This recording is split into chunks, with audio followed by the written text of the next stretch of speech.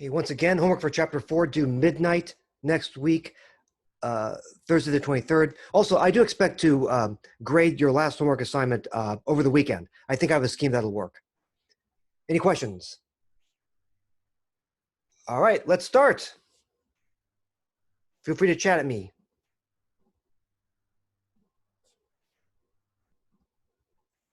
Now, in the beginning, we have y equals sine of x. It's a review. Let's consider the graph of y equals sine of x, the sine wave. But there's a problem when we try to invert this and get an inverse function, inverse sine of x. The problem is that even though this graph passes the VLT, the vertical line test, so we have a function here, the problem is that it fails the HLT, the horizontal line test, which means that this function is not one-to-one. It's not invertible. It fails the horizontal line test.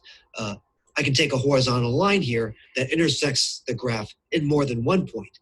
In fact, infinitely many points. So what we need to do is that we need to restrict this sine wave. We need to restrict the domain of sine of x in such a way that we follow two conditions. What should this restricted domain be? It should be an x interval on which the sine graph, first of all, passes the HLT, the horizontal line test. That means we can take an inverse.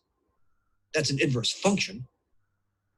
And it has to be as tall as the original graph, meaning that the range is the same as before.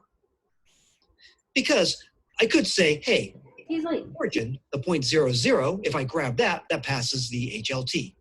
But that's pretty lazy. We would like something bigger than just a point. We would like something as tall as the original graph that has the same range, but a piece of the graph that will pass the HLT. So we want a piece of this sine wave that's as tall as the original graph. It has the same range, but passes the HLT, the horizontal line test. Now, we all agree across the planet that we start at this point, negative pi over 2, comma negative 1. And then where would we stop? Well, we want to pick up the entire range, so we have to keep going, going, going. We want the entire range, and we're going to stop where? We're going to stop here, at this point here, at pi over 2, comma 1. Because we want to capture the entire range for the sine function from negative 1 to 1. Technically, it's a new function here because we're restricting the domain. For the original sine function, the range was from negative 1 to 1. The domain was all reals, but we're now restricting the domain to this closed interval from negative pi over 2 to pi over 2. We have the same range as before. Now, we don't want to go any further because then we're going to we're going to fail the horizontal line test. So we don't want to go any further than this point. Okay, so we all agree that we're going to grab this red piece of the sine wave from this point here to this point here. And it goes to the origin, 0, comma 0. So then, how do we go from this restricted sine function to an inverse sine function? We can invert this because it now passes not just the VLT, but the HLT. So remember a key basic principle. Actually, there are 3 basic principles. The domain of one function becomes the what of its inverse function. The domain of a function, a one-to-one function, like this now, becomes the range of its inverse function. Second, the range of this function becomes the domain of the inverse function. And also, the idea that the point A comma B on the original graph becomes what point on the inverse graph? The point B comma A. The idea being that inputs and outputs switch. So based on this red graph here, how do we invert this red graph to get the blue inverse graph? I'll take a copy of my notes here. And here we go. again, we switch the domain and the range. Let's look at this grid. The restricted domain for sine of x, we just determined that on Desmos. The restricted domain, the x-coordinates go from negative pi over 2 to pi over 2. The domain for the restricted sine function becomes the range for the new inverse sine function. Likewise, the range for both the original and the restricted sine function, the y-coordinates we pick up, went from negative 1 to positive 1, the y-coordinates. The range for the sine function now becomes the domain for the inverse sine function. The domains and the ranges switch. And these are all closed intervals. So observe, the old domain went from negative pi over 2 to pi over 2. That's the new range, from negative pi over 2 to pi over 2. Okay, so I wanted to do a review of the inverse sine function. Any questions before we go on to a shortcut for remembering the ranges for these inverse trig functions without having to go all the way back to the Big Daddy functions? Any questions before we go on? Any questions? Okay, we're all good? Okay, let's proceed. And let me know if the captions are off. All right, they should be on. Hi, everyone. I want to discuss a shortcut in section 4.7 that will help you figure out the ranges of these inverse trig functions quickly. Because if I were to ask you, what is the range for the inverse sine function? You might go, oh, no. I guess I should look at the original sine function, figure out what piece I need, the restricted domain I would want, and then that becomes the range. It might take a while. So let's talk about principles. So when I pick a piece of this original sine wave that passes the HLT and that has the same range, I'm picking this red piece here. And when I consider this restricted sine function, what am I doing? I'm getting a restricted sine function where there is a one-to-one relationship between the x-coordinates here and the y-coordinates here. The x-coordinates here basically correspond to angle measures in radians from negative pi over 2 to pi over 2, and the y-coordinates correspond to sine values, y-coordinates on the unit circle. So I want to have a one-to-one relationship between angle measures and sine values. So what's our shortcut? Remembering the ranges of inverse trig functions. Inverse sine. All right. I want an interval of angle measures in radians where I will pick up each sine value exactly once. Sine values correspond to y-coordinates on the unit circle. Negative 1 here, positive 1 here. Well, you agree that if I consider the right half of the unit circle, I pick up every y-coordinate, every sine value between negative 1 and positive 1. And what is the interval of angles in radians that I normally associate with the right half of the unit circle? Well, the closed interval from the angle I associate with the south pole is usually negative pi over 2, comma, the angle I associate with the north pole is usually positive pi over 2. And guess what? That's the range for the inverse sine function, is this interval of angle measures in radians where I pick up each y-coordinate along the unit circle exactly once. So there's a one-to-one relationship between the angles in here and the y-coordinates in here between negative 1 and positive 1. For example, there's only one angle in here with a sine value of 0, 0. There's only one angle in here with a sine value of 1, pi over 2, and so forth. Well, what about cosine and inverse cosine? What is the range for inverse cosine? Well, look at the unit circle. Cosine values correspond to x-coordinates. How do I pick up each x-coordinate on this unit circle exactly once? And what is the interval of angles I would normally associate with that? Well,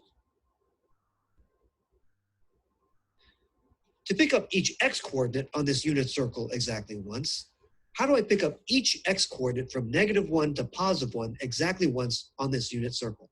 I'd probably take the top half of the unit circle. And what are the angles I normally associate with this top half?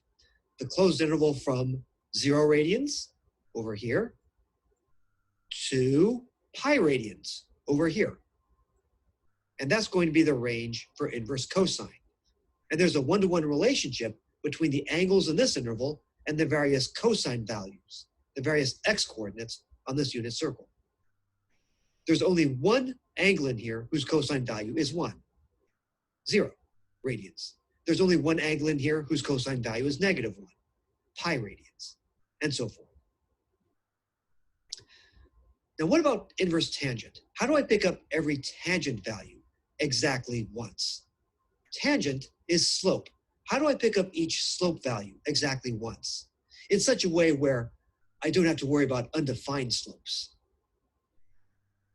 What piece of this unit circle would I look at, and what angles would I want to consider?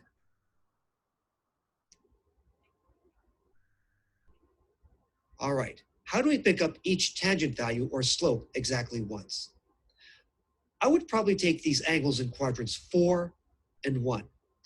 You would agree that I pick up negative slopes, all possible negative slopes in quadrant 4. I pick up a slope of 0 at 0, angle 0, radians. I pick up all possible positive slopes in quadrant 1.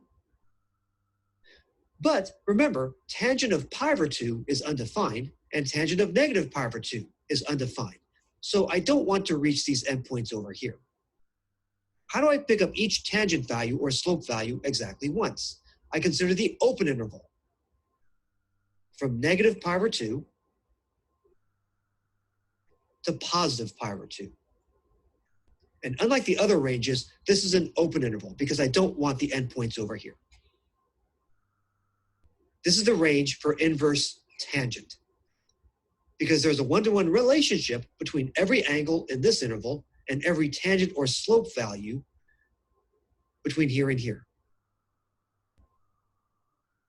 If you give me any real number, any negative real number, 0, or any positive real number, there's only one angle in here with that corresponding slope or tangent value. Here's the range for inverse tangent. So to quickly figure out the inverse trig function's ranges, consider the unit circle. What piece of the unit circle would give you each value of the original function for sine, cosine, or tangent, and then figure out what angles you'd normally associate with that part of the unit circle. All right, next time, we're going to talk about evaluating these inverse trig functions. Questions so far? Questions so far? This is meant to help you so that if you think about the ranges of these things, or I ask you about them, you don't have to go all the way back to the original sine, cosine, and tangent graphs, although you can. Any questions before we proceed? Any questions? Again, feel free to chat at me.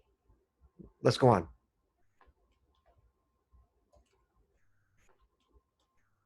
Hi, everyone. We're continuing with section 4.7, and we will now evaluate inverse trig functions. Again, in the beginning, let's talk about our big daddy sine function. Imagine this sine button on your calculator and put your calculator in radian mode. Now, this sine function will let us input basically angles in radian measure. They can be thought of as just real numbers, but let's think of these inputs as angles in radian measure. So for example, we can input pi over 2 radians and evaluate the sine of pi over 2.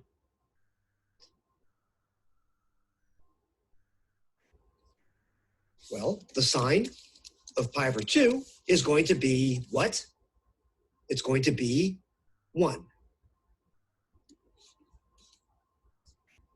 Sine of pi over 2 is 1. In case you forgot why, we can think of the unit circle. Pi over 2 is this point up at the North Pole. we want the sine value. What's the y-coordinate of that point? It's going to be 1. Sine of pi over 2 is 1. Also, if you remember that trick we talked about in section 4.2, SIN, SIN. At pi over 2, the sine of pi over 2 radians is 1. Think of that I representing 1. All right, sine of pi over 2 is 1. We input pi over 2 into your calculator, you press the sine button, and the output is 1, which is a sine value, a number in the range of the sine function. Now let's say we want to invert this process. What if we take the inverse sine button on our calculator? It might be a shift sine operation, for example. But we take this inverse sine button or function on your calculator. We see 1 in our calculator display, or we input 1. What then will be the output? Well, if you have a fancier calculator, it should output pi over 2 radians, or just pi over 2. And why is that? Because the inverse sine, or arc sine, of 1 is pi over 2. And that makes sense because of 2 reasons. Because the sine of pi over 2 is 1. As we mentioned earlier, that's what this was saying. Sine of pi over 2 is 1. If you input pi over 2 into the sine function, the output is 1. Now I'm claiming that if you input 1 into the inverse sine or arc sine function, same thing, the output is going to be pi over 2. In part because sine of pi over 2 is 1. Remember that when you write down an inverse statement, you're basically switching the inputs and the outputs. Sine of pi over 2 is 1. So we may be able to say that arc sine of 1 is pi over 2, or inverse sine of 1 is pi over 2. But there is a second condition. We have to make sure that this angle that's being spit out is in fact in the range of the inverse sine or arc sine function. Remember that any function is only allowed to spit out a value, is only allowed to output a value in its range. Well, the inverse sine or arc sine of 1 is pi over 2 because pi over 2 is in the range of inverse sine. Inverse sine is allowed to spit out pi over 2. So there are 2 reasons why the inverse sine or arc sine of 1 is pi over 2. Because sine of pi over 2 is 1. This switching works.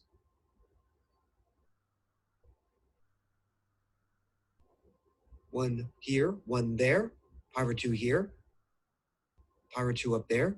And because pi over 2 is in the range of the inverse sine function. Now remember, pi over 2 was in the restricted domain of the sine function.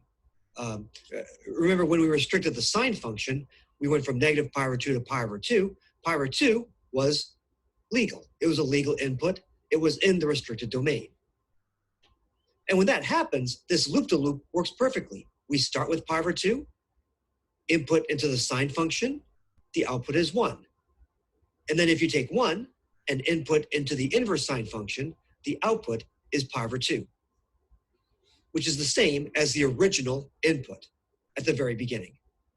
This loop-to-loop works as long as pi over 2, as long as this angle here, is in the range of the inverse sine function. Then this works perfectly. Basically, we're saying here that the inverse sine or arc sine of the sine of pi over 2 is pi over 2.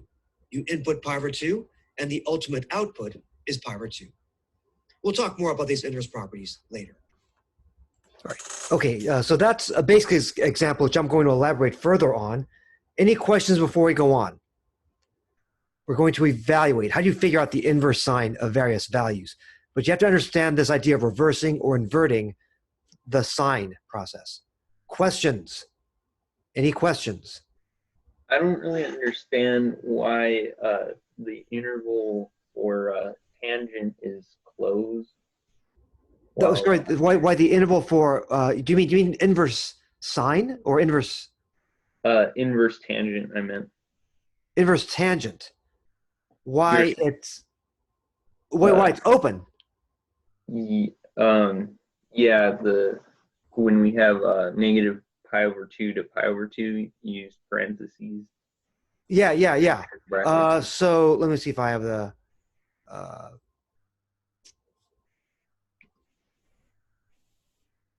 That's for the range of. right. Okay. So the ranges for inverse sine and inverse cosine are closed. The range for inverse tangent is open. For one thing, because the restricted domain here, right? This snake is the open interval from negative pi over 2 to pi over 2. We have VAs here, right? At the edges. And the domain here becomes the range for the inverse function, right? Here's the graph of the inverse function. The range, the y coordinates, we're not allowed, we have HAs this time at negative pi over 2 or pi over 2 and pi over 2. So that's why the range for the inverse tangent function is open, because the graph does not have any points on these horizontal asymptotes. Okay. Right. So the y coordinate of pi over 2 is never achieved. A y coordinate of negative pi over 2 is never achieved. Okay. Okay. Basically, we have HAs here that never get touched. Okay. Questions? All right. So I'm going to elaborate more on this. In the next video, we're going to evaluate some more inverse trig functions.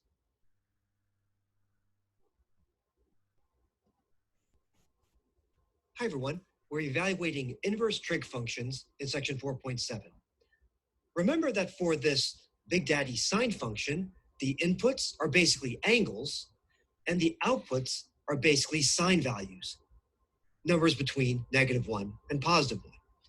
But for the inverse sine function, the inputs are sine values, and the outputs can be thought of as angles. By the way, the outputs of these inverse trig functions should technically be written in radian measure or as real numbers.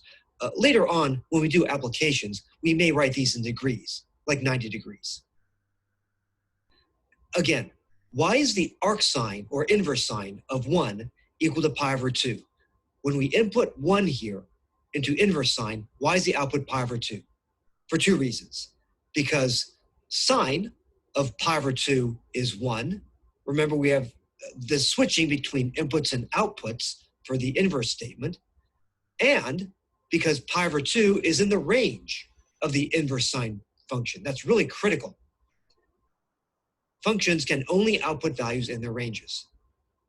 So once again, if you are asked to evaluate the inverse sine of 1 or the arc sine of 1, how would you go about doing that? You could think of it as a kind of box method, like when we did logs in chapter 3. The inverse sine of 1 is what? Answer in the box there. Well, the sine of what is 1? The sine of what is 1? Remember when we went to from log form to exponential form? The sine of what is 1? It's like a zigzag. Now, a student might say, well, wait a minute. There are infinitely many angles that will work. Think about the graph of y equals sine of x.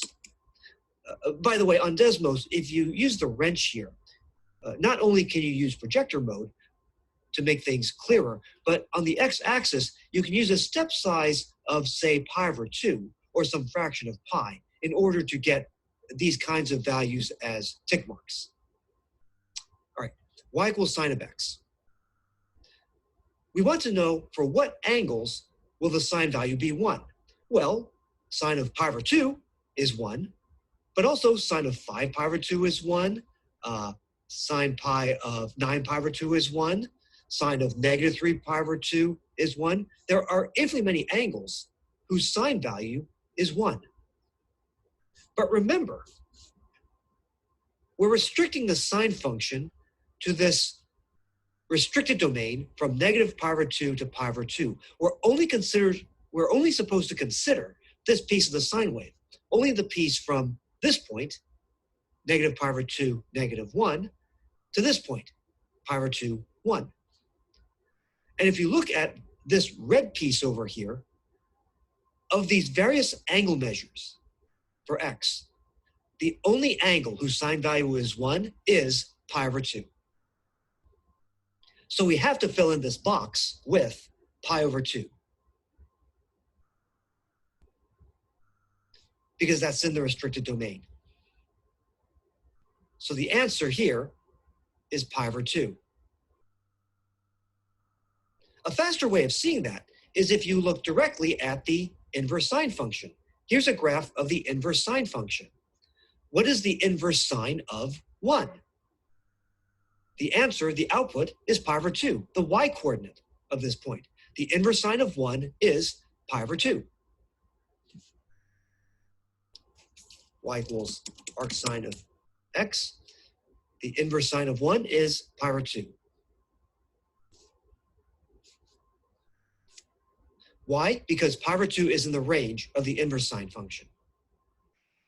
So again, even though it's true that sine of pi over 2, 5 pi over 2, and so forth, even though there are infinitely many angles whose sine value is 1, there is only one angle whose sine value is 1 and that is in the range of the inverse sine function.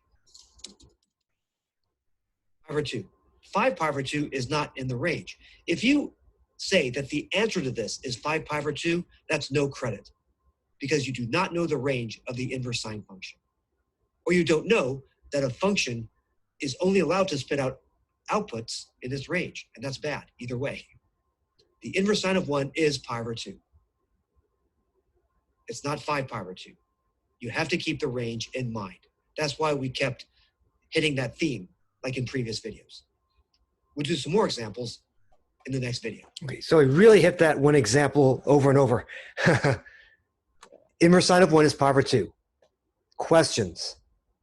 Because sine of pi over 2 is 1, and pi over 2 is in the what of inverse sine? In the range. Any questions? Let's do some more examples, and I'll give you some time to think them through.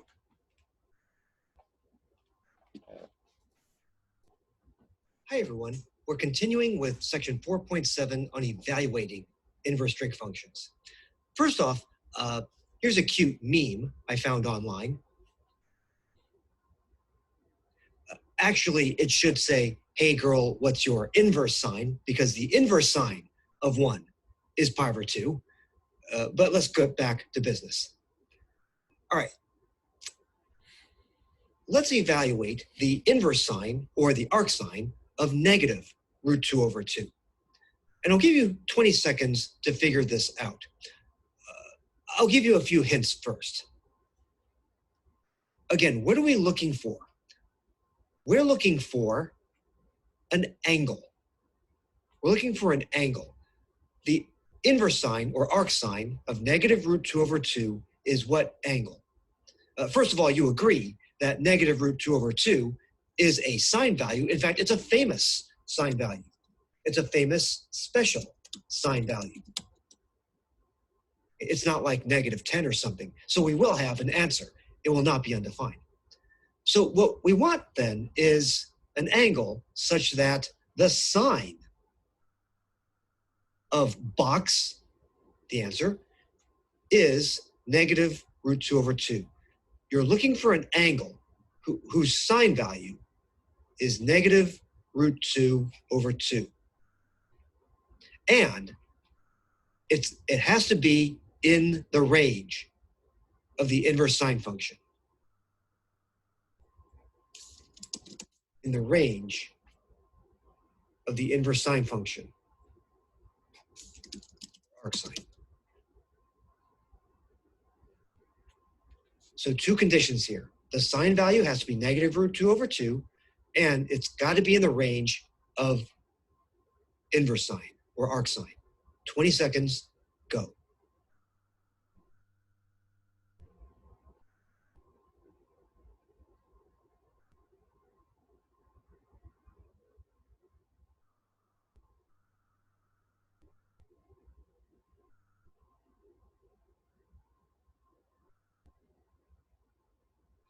Okay, so let's start to figure this out. Now, we want an angle whose sine value is negative root 2 over 2. But that negative sign makes things a bit more difficult for us. So instead, why don't we do this? The answer is not going to be quadrantal, because negative root 2 over 2 is not the sine value for a quadrantal angle. So let's find the reference angle. Okay, find the reference angle for the answer. Remember, the answer is basically like an angle. So I want to know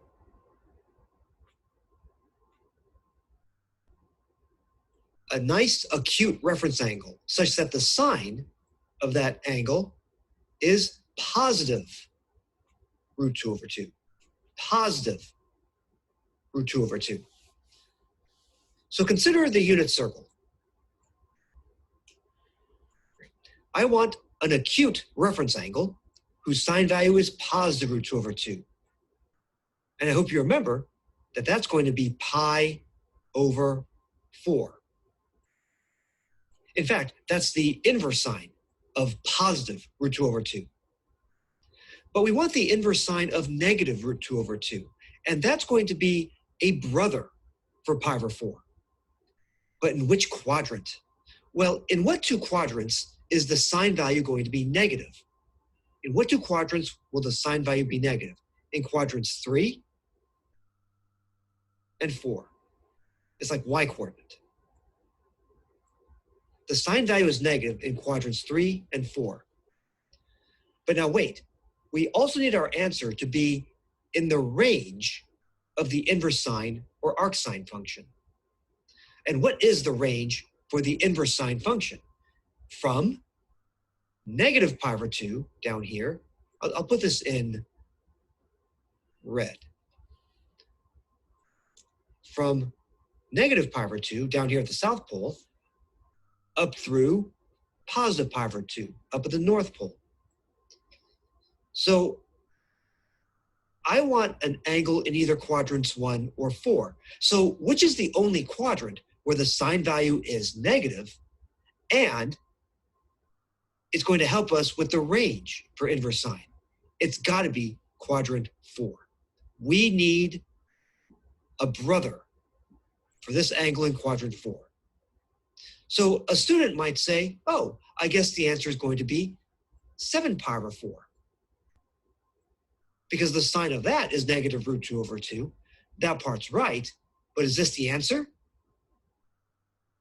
The answer is no, that's not the answer. That's 0 credit. Because 7 pi over 4 is not where? It's not in the range of the inverse sine function. Your answer must be in the range of the inverse sine function. And 7 pi over 4 doesn't cut it. So what coterminal twin will cut it, will work? The range for inverse sine goes from negative pi over 2 to pi over 2. The only brother here in quadrant 4 that's going to work is going to be negative pi over 4. And that is going to be the answer. We know that sine of negative pi over 4 is negative root 2 over 2. And it is in the range of the inverse sine function, or arcsine. It's between negative pi over 2 and pi over 2. So we conclude that this is the answer, the value for this. Sine of negative pi over 4 is that, and it's in the range of the inverse sine or arcsine function. Negative pi over 4 is our answer.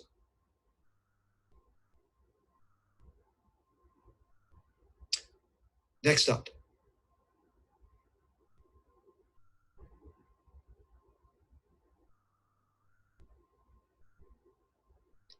How about the inverse sine of 3, or arcsine of 3?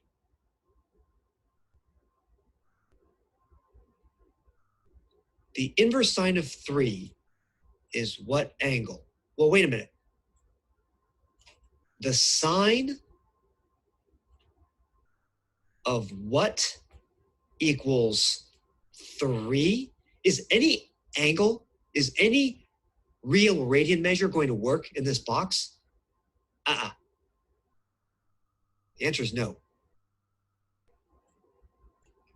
Inverse sine of 3 is undefined, or at least it's not real. Actually, imaginary numbers may work, but we're going to keep it real. This thing is undefined. It's not real as far as we're concerned. Because 3, guess what, is not a sine value to begin with. In a way, that's the very first step. Ask yourself, is 3 even a legitimate sine value? It's not. It's not a sine value. Remember in the loop-to-loop picture that we had way up here, okay? The sine function outputs values between -1 and 1. That's the range for sine. And for the inverse sine function, we're only allowed to input sine values, values between -1 and +1. If you input something on the outs like 3 or -3, then the result is undefined. It's not real. 3 is not a sine value. No go. Likewise, the inverse cosine of 3 or the arc cosine of 3 will also be undefined or not real, because 3 is not a cosine value either. What about inverse tangent of 3 or inverse tangent of 10 or inverse tangent of 100? I'll skip all the way down here actually. The inverse tangent of 10 is defined. It is real, about 1.47 radians, which, by the way, is going to be pretty close to pi over 2. Why is that? Now remember, if this is a positive, legit trig value that we're looking for, then the answer is going to be either an acute angle or quadrantal. All right, now we want an acute angle in this case that corresponds to a slope of 10. So it's going to be a pretty steep angle. And that's why 1.47, the approximate answer, is pretty close to pi over 2. It's pretty close to pi over 2, which is about 1.5 to 1.6. But yeah, the answer to this is an angle in radian measure corresponding to this ray, this terminal side, with a slope of 10. This angle does exist. So inverse sine of 10 is undefined or not real. Inverse cosine of 10 is undefined or not real. But inverse tangent of 10, that is real. It's about pi over 2. It's actually more like about 1.47 radians. It's a pretty steep angle. Now, going back to this example here. Evaluate the inverse cosine or arc cosine of -1/2. "20 seconds, go."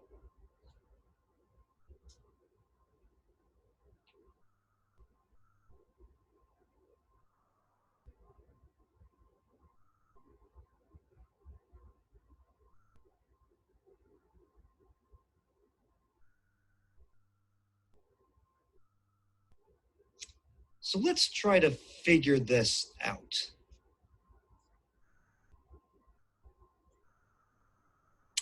All right. So the inverse cosine of -1/2 equals what? First of all, I need an angle such that cosine of that angle is -1/2. And you agree that there are angles whose cosine values will be -1/2. In fact, -1/2 is a very famous special cosine value. Let's get to first base here, right? I mean, -1/2, that is a legitimate cosine value. This is, in fact, a cosine value. Right. Again, if that were like -3 or +3, we're done. Undefined, we're done. But we are going to have a real answer here. First of all, I need an angle whose cosine value is -1/2. A student might say, wait, there are infinitely many angles that do that. Well, yeah, but we need the one angle in the range of inverse cosine. We need this to be in the range of inverse cosine or arc cosine. And there's only one angle that's going to do that, whose cosine value is -1/2, and that's in the range for the inverse cosine or arc cosine function. All right. Now, first of all, it might help to find the reference angle. You might tell that the answer will not be a quadrantal angle. Find reference angle for the answer. In particular, I want to find an angle such that the cosine of this reference angle is +1/2, because that's an easier question to answer.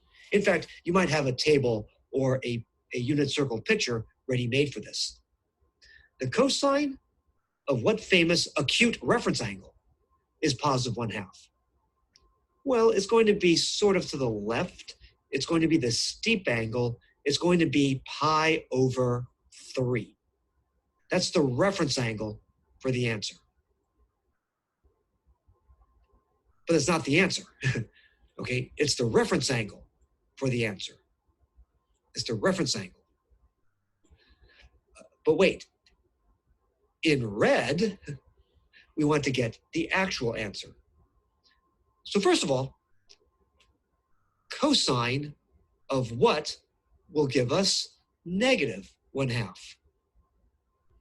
Well, quadrant is key here. In what two quadrants will cosine be negative?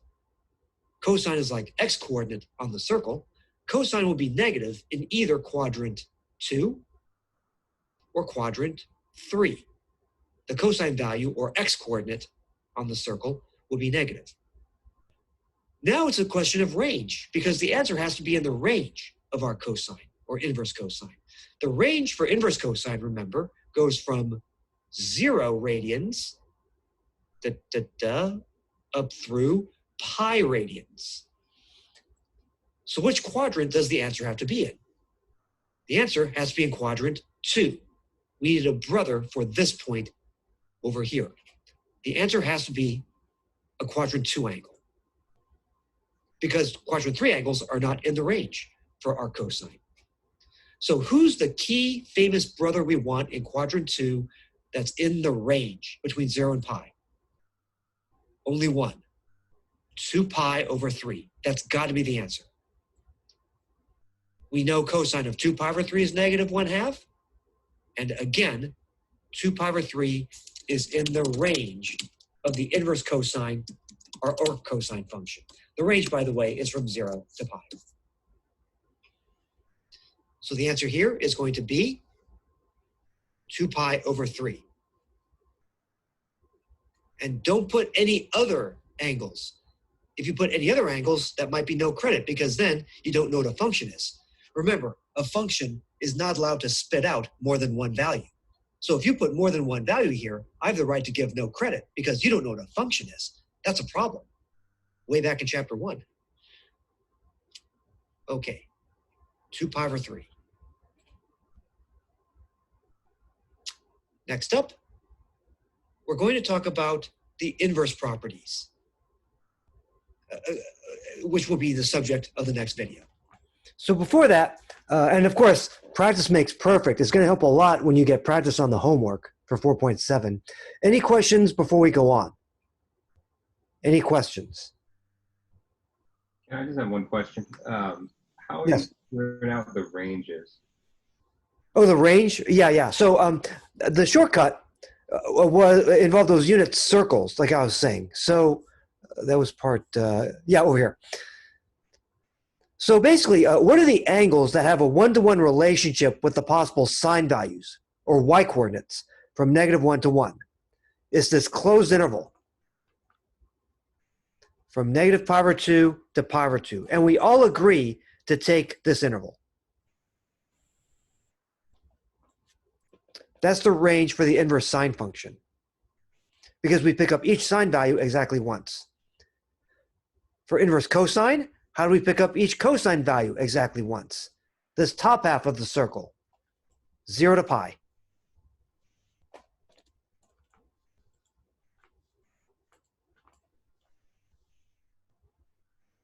Let me see here. 0 to pi.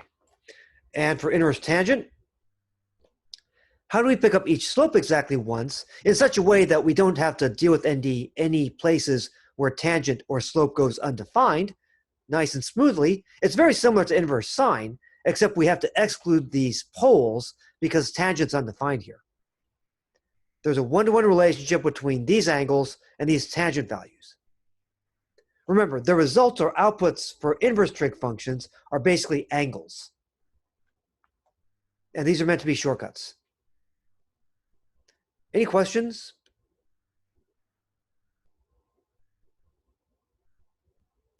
Any questions? Anything else before we go on?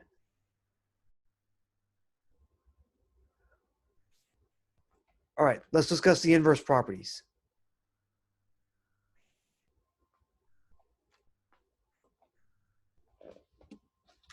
Hi, everyone. We're continuing with section 4.7 on inverse trig functions, and we're now going to discuss two groups of inverse properties. Let's remember inverse properties for other functions. So for example, what is the cube root of the cube of x for all real values of x? This is just x, because the cube root function and the cubing function are inverse functions. They undo each other perfectly. What about ln of e to the x? We see here an exponential function rule. We see here a log function. We have here a pair of inverse functions. This simplifies to x by an inverse property. And this is true for all real values of x. So under what circumstances will these be true? When will sine of inverse sine of x equal x? When will cosine of inverse cosine of x equal x? And when will tangent of inverse tangent of x equal x? It's under these circumstances. And what's an easy way of saying this? Basically, x here, the argument in here, is asking the outer function, am I in your range? If the outer function says yes, you're in my range, then the outer function will go ahead and spit that argument out. So what is the range for the sine function, this outer function? It's the closed interval from -1 to 1. These are the sine values. So if x is in this interval, then x will be the output. Likewise, if x asks cosine, am I in your range? When is x in the range for the cosine function? Again, when x is in the same interval from -1 to 1.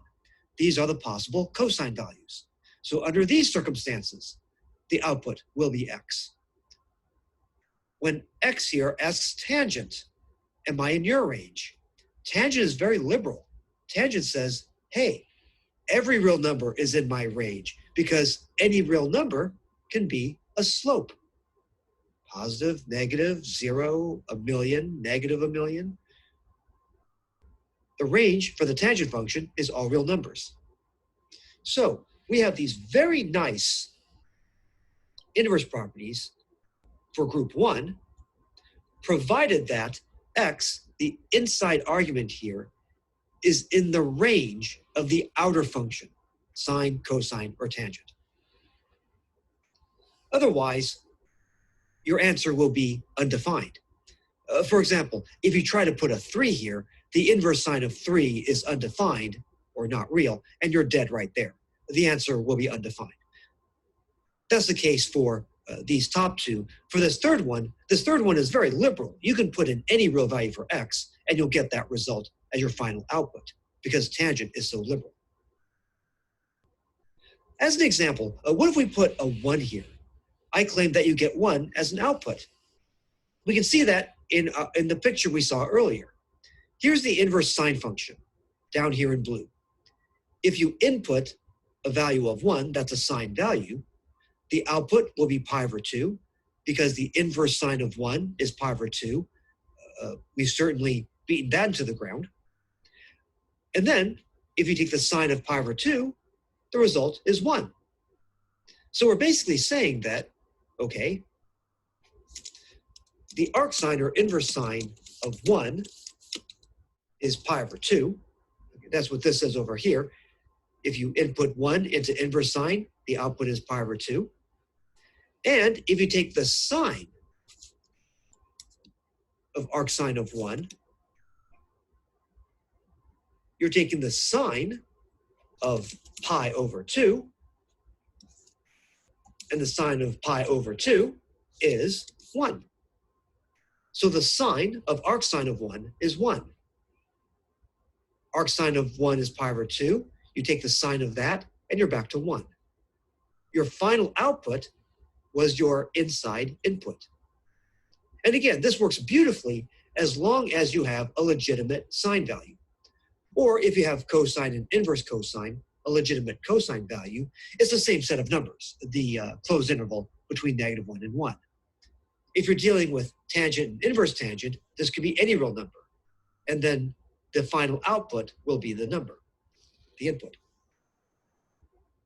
Let's look at some examples.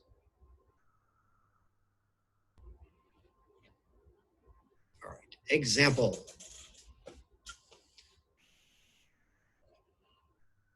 The cosine of the inverse cosine of 0.2.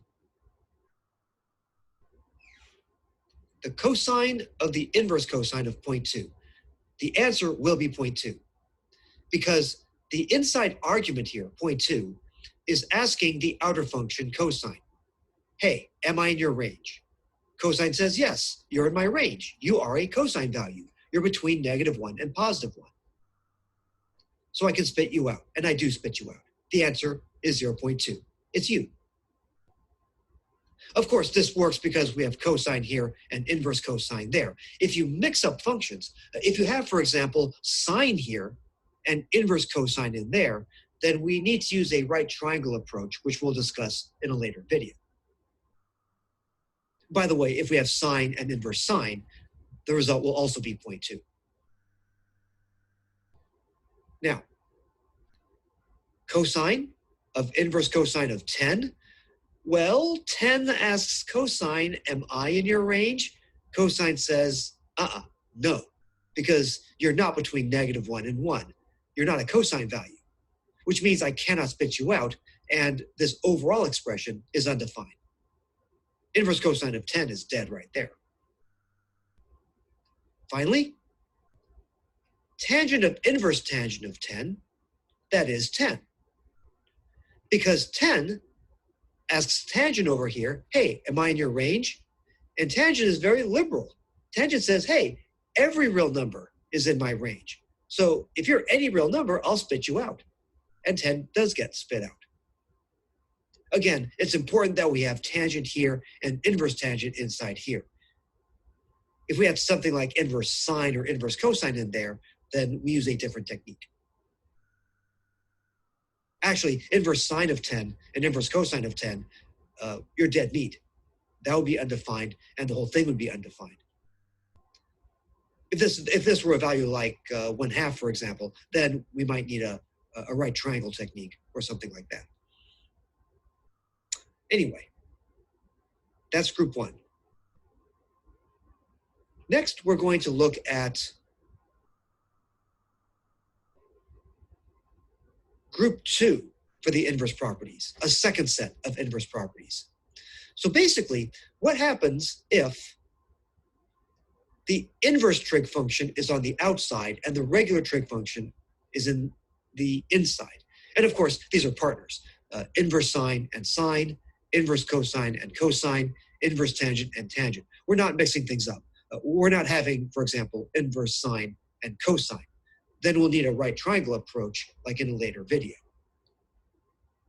Okay, but let's say that theta is an angle. Now, when do we have these clean inverse properties?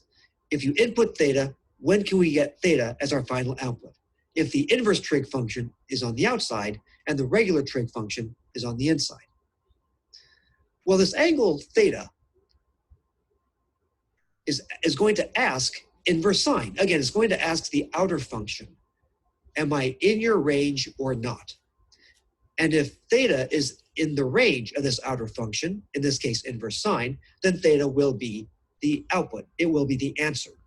It's what this simplifies to. Well, what is the range for inverse sine? If you think of the unit circle, the range for inverse sine goes from negative pi over 2 down here up through positive pi over 2 up here. That's the range for the inverse sine function. So if theta is in that range for inverse sine, then theta gets spit out. Otherwise, what happens if theta is not in this range for inverse sine? Then one of several things could happen. If not in the range for arc sine, then what could happen? There are actually several possibilities. First of all,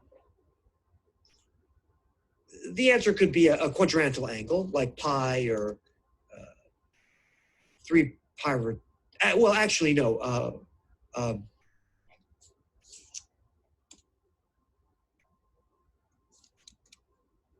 If theta is not in the range of the inverse trig function, what could happen? What are the possibilities? First of all, okay, the answer could be a quadrantal angle, although pi and 3 pi over 2 and 2 pi, those are not in the ranges of these inverse trig functions. The point is, what is the deal if theta is, for example, pi or 3 pi over 2, then the answer will be quadrantal. All right, so your answer could be quadrantal. For example, if theta is pi, sine of pi is 0, and the inverse sine of 0 is 0. 0 is not pi. The output is not the input. Again, if you put a pi in here, then the answer ends up being 0, and these are not equal. The answer is not theta, your input, but the answer is quadrantal. All right, that's one possibility. What if you don't have a quadrantal angle? Then the answer could actually be a brother or a co-reference angle, a brother or a co-reference angle, an angle with the same reference angle. So for example, if you input 5 pi over 6 in here, it turns out that the final answer ends up being pi over 6, which is a brother or co-reference angle that is in the range for inverse sine. Remember, the final answer for these, okay, will either be quadrantal, a brother or a co-reference angle, or undefined, or not real. Again, some examples. If the input is pi, the final output is 0, the answer is a quadrantal angle, but it's not theta, the input. If for theta, we have 5 pi over 6, and you can work this out. If theta is 5 pi over 6, the sine of 5 pi over 6 is 1/2. The inverse sine of 1/2, we're back to pi over 6 actually, which again is not theta, it's not the original input. I'll show you a shortcut later on.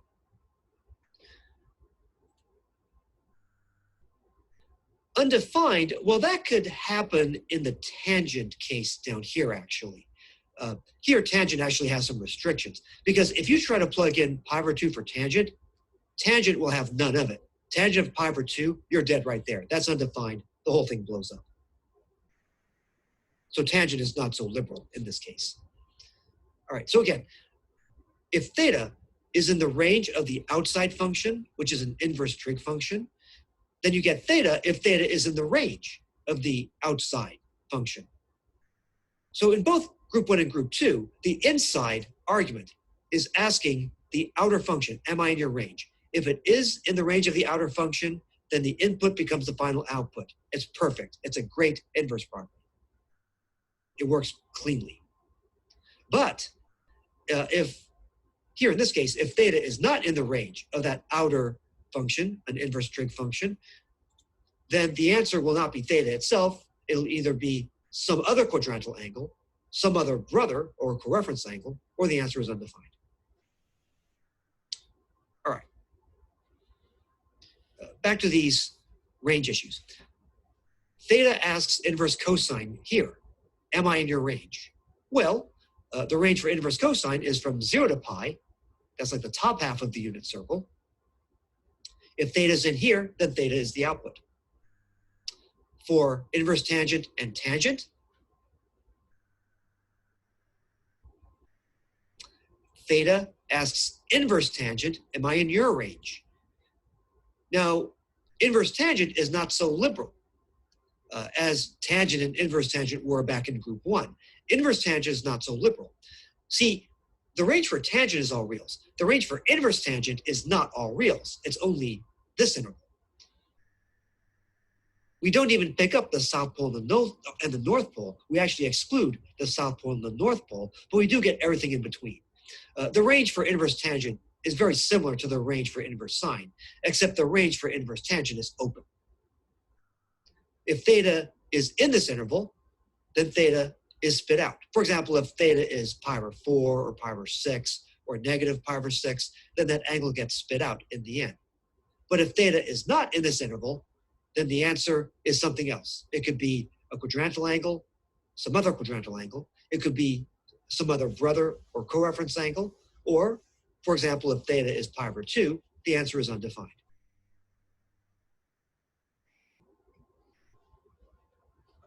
We'll do some examples in the next video. So I knew that I had to take a breather before I went to the examples. Any questions before we do a short video, which does some examples here, and then we're going to take a break after the next short video. But any questions here? I know many of you want examples for this. I had to take a break between the videos. But any questions? Any questions? I have a question, but maybe I can wait for the after you do some examples. Okay, the examples. All right. Okay, so what's a quadrantal angle? Question, what's a quadrantal angle? Something like 0, pi over 2, pi, 3 pi over 2, where if you put it in standard position, the sides are on the axes, so they don't have quadrants. For example, pi over 2, it's that right angle, right? It's not quadrant 1, it's not quadrant 2, it's a borderline. So those are good examples of quadrantal angles. 0, pi over 2, pi, 3 pi over 2. They don't have quadrants and they don't have reference angles. So they're special cases. Okay, questions? Questions? Unless you get the examples help.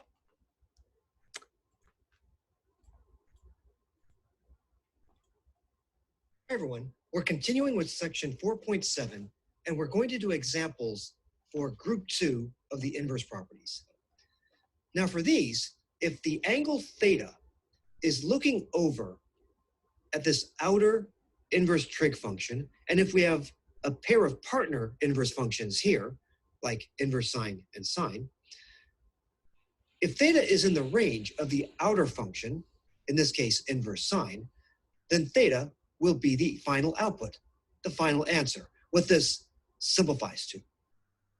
So you have to know the ranges for inverse sine, inverse cosine, and inverse tangent.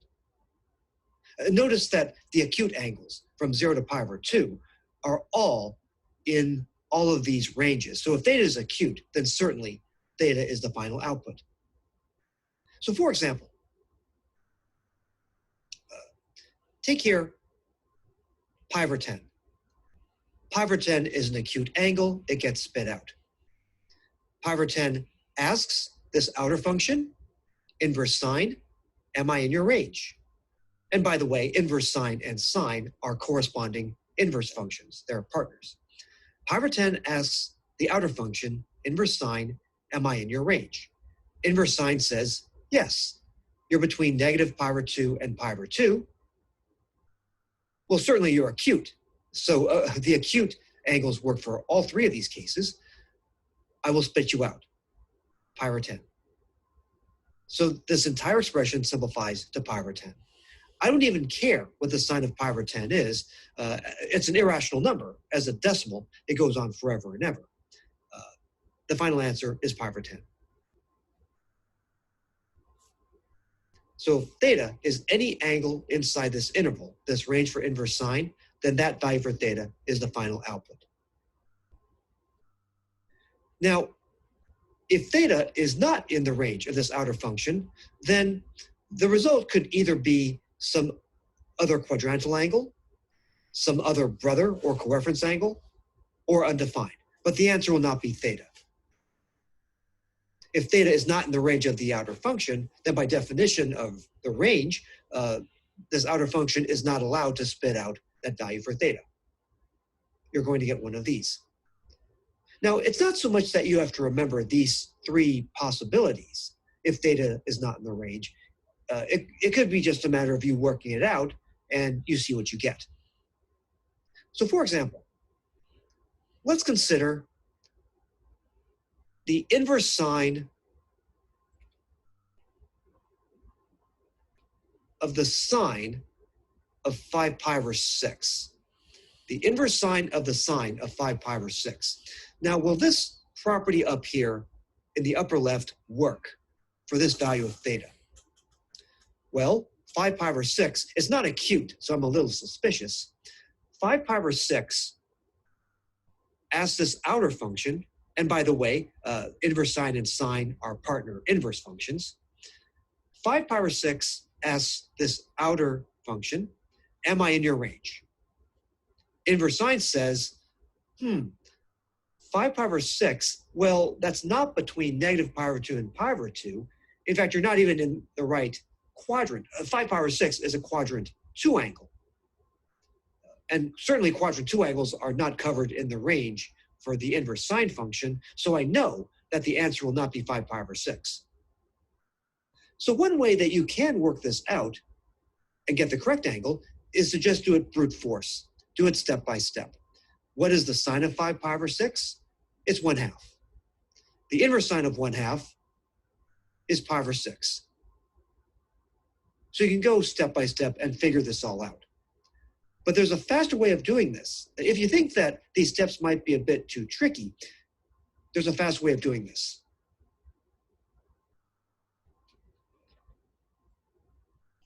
Consider the unit circle.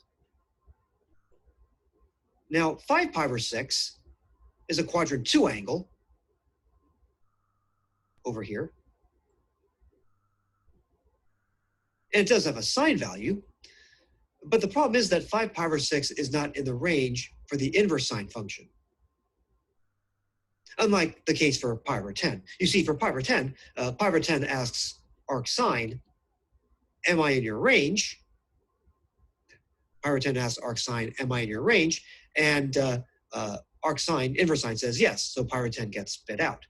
But over here, in this example, 5 pi over 6 is not in the range of inverse sine. It turns out that, notice, the answer is a brother for 5 pi over 6. But which brother is it? We need a brother with two properties.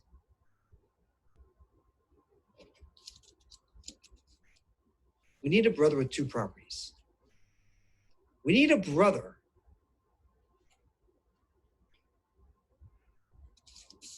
that has the same sine value as 5 pi over 6 does. Now, I hope that you know, or that you can figure out, that sine of 5 pi over 6 is 1/2. But just like it didn't matter what sine pi over 10 was numerically, it doesn't even matter what sine 5 pi over 6 is exactly. I hope you know it's 1/2, but you don't even have to know that for this example. You know the answer here is going to be a brother. 5 pi over 6 is not quadrantal. We don't think the answer will be quadrantal. And this will all work out. The answer will not be undefined. The answer is going to be some other brother or coreference angle. We want a brother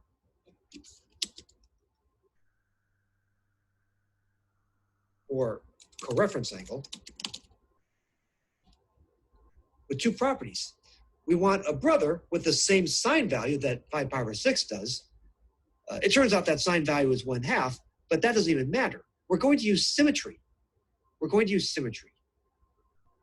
Well, whatever the sine of 5 pi over 6 is, it's the y-coordinate of this point over here. What other point on the unit circle has the same y-coordinate? Over here. That y-coordinate is 1/2, but we don't even have to know that. I need a brother angle in quadrant 1. I need a brother angle in quadrant 1. But what brother do I want? We need a brother that is in the range of, in this case, the inverse sine or arcsine function. What's the range for inverse sine or arcsine? From negative pi over 2 to pi over 2. And what is the only angle in this range that's a brother to 5 pi over 6? The final answer is pi over 6. And that is our final answer. It's the only brother for 5 pi over 6 that has the same sine value. We want a quadrant 1 angle, not a quadrant 4 angle. And it's in the range for the inverse sine function. It helps that pi over 6 is acute. Because we know that the sine value has to be positive, we know that the final answer is going to end up being acute, since this is not quadrantal. All right. So you could either work this out brute force. Sine of 5 pi over 6 is 1/2. The inverse sine of 1/2 is pi over 6. Or just use symmetry. You need a brother with the same sine value, in particular, the same sign, SIGN for the sine value, positive as opposed to negative in this case, and it's got to be in the range for the inverse sine function.